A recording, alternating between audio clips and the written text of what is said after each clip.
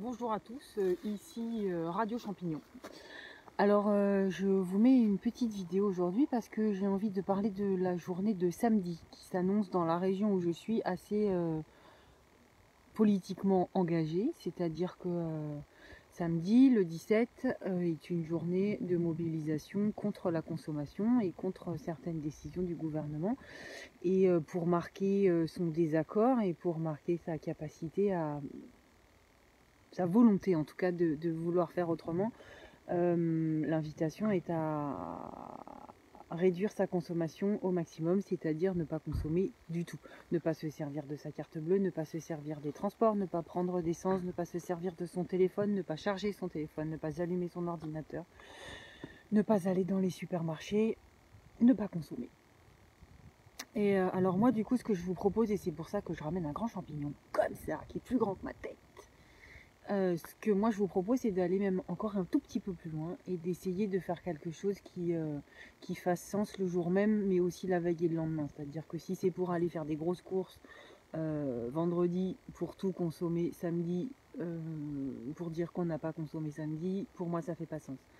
Est-ce que c'est possible, de là où chacun est, de tenter de se nourrir s'il y a besoin, de choses qui ne seraient pas passées par le circuit de l'euro, c'est-à-dire des champignons, si on les connaît, des orties, tout à fait de saison, des baies qu'on trouve encore sur les arbres, d'autres choses auxquelles je ne pense pas, qui sont peut-être dans des régions dans laquelle je ne suis pas. Si ça c'est pas possible, est-ce que c'est peut-être éventuellement envisageable d'aller chercher des produits qui sont le moins possible passés par des intermédiaires, donc qui aura été acheté directement chez le producteur par exemple? Est-ce qu'on pourrait imaginer cuisiner autrement que sur les plaques ou sur avec un mode de cuisson qui utilise l'électricité? Pourquoi pas tenter le barbecue de l'été puisqu'il fait doux, ou le feu, ou le cru? Est-ce que ce serait possible d'éteindre son téléphone, de couper Facebook et de faire une journée avec le soleil, avec la lune, avec les oiseaux, avec les arbres, avec la nature, avec ce qui est autour de nous, sans les médias, sans se déplacer, sans inviter les autres à se déplacer, sans forcément faire une grosse stuff anti-consommation, où du coup tout le monde prend sa voiture, plutôt le contraire en fait, voire même d'en profiter pour faire un petit peu de silence ou de méditer un petit peu sur la peur et les limites que peut provoquer une proposition comme celle-ci. Qu'est-ce qui s'agite à l'intérieur de moi quand je me propose de ne pas consommer? Qu'est-ce qui s'agite à l'intérieur de moi quand je me dis que je pourrais pour un instant